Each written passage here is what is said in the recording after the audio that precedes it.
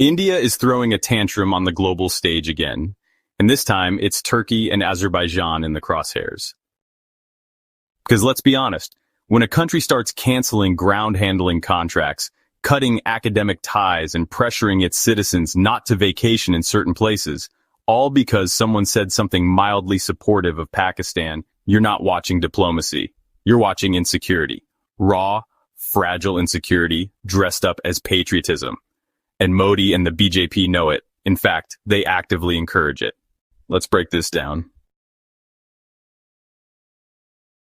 Everything started with a few online hashtags, Indians calling to boycott Turkey, social media outrage, a few influencers shouting about national pride, nothing unusual.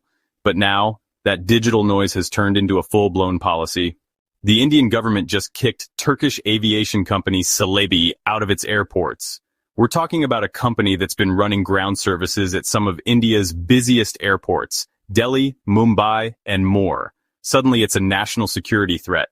Celebi, by the way, says that's complete nonsense. They're not terrorists. They don't build nukes. They tow baggage carts and make sure your plane takes off on time. But nope, they're out. Why? Because Turkey had the audacity to support Pakistan after India's recent airstrikes. Strikes that came in retaliation for the deadly Pahalgam attack in Kashmir. Pakistan denied any role, as always, but Turkey and Azerbaijan backed Islamabad. And just like that, India lost it. Let's be clear, you don't have to agree with Turkey, you don't even have to like them. But if every time someone disagrees with India's military actions, they're treated as an enemy of the state, then we're in dangerous territory. This is not national security, this is national tantrum.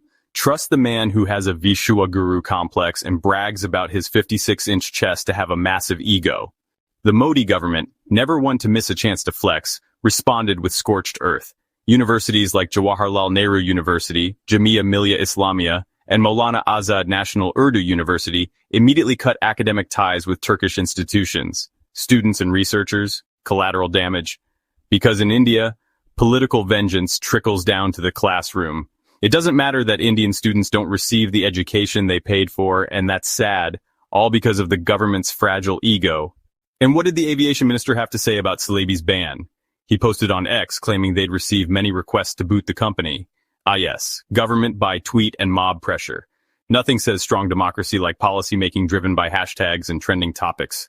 Palki Sharma and the horde of angry Indian netizens must be loving this. And Celebi? They're pushing back. They called the decision unjust and plan to fight it in court. They also warned that India's airport operations could suffer, but made it clear they won't take the blame when delays and disruptions start stacking up. As if India can afford delays to their airports, they already run it over maximum capacity and are some of the dirtiest and filthiest airports in the world. And here's where it gets even pettier. The Indian public, whipped up into a frenzy by BJP figures like Rajiv Chandrasekhar, decided to punish Turkey and Azerbaijan in the only way they know how, by canceling their vacations. Chandrasekhar even said no hardworking Indian should spend their rupee in countries that support our enemies. Really? Since when did tourism become an act of war? Do you seriously think your family holiday to Istanbul funds Pakistani terror? It's a joke, and not a funny one. But it worked.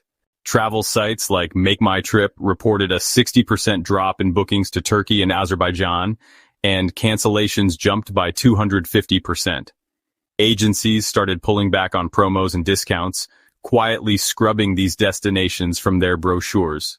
And Indian travelers, especially the younger crowd, are scared to post a selfie in Cappadocia or Istanbul now, worried they'll get roasted online and hunted down by Hindutva nationalists. One travel agent in Delhi said it straight. They're not even bothering with Turkey anymore. It's too risky. Let's look at the numbers. In 2024, over 330,000 Indians visited Turkey. Azerbaijan saw 244,000 Indian arrivals. But here's the thing. Indians make up less than 1% of Turkey's total foreign tourists. Your boycott won't collapse their tourism industry. You're not that important. Azerbaijan? Indians are about 9% of their foreign visitors. So, yeah, there might be a dent, but again, nothing earth-shattering. Now, let's put it into more perspective.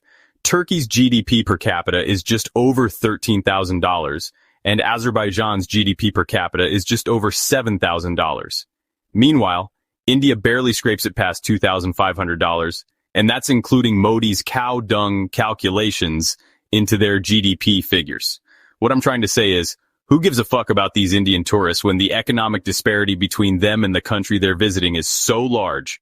It's like they think a supermarket gives a crap about losing a homeless and penniless customer. In fact, the supermarket may be thankful that the homeless customer is gone. You see what I'm trying to say? And it's not like Indian tourists have the best reputation. We've seen the TikToks of Indians littering and shittering on the beach and streets. Anyways, this boycott is a classic overreaction from the Indian government. Turkey and Azerbaijan had become go-to spots post-COVID.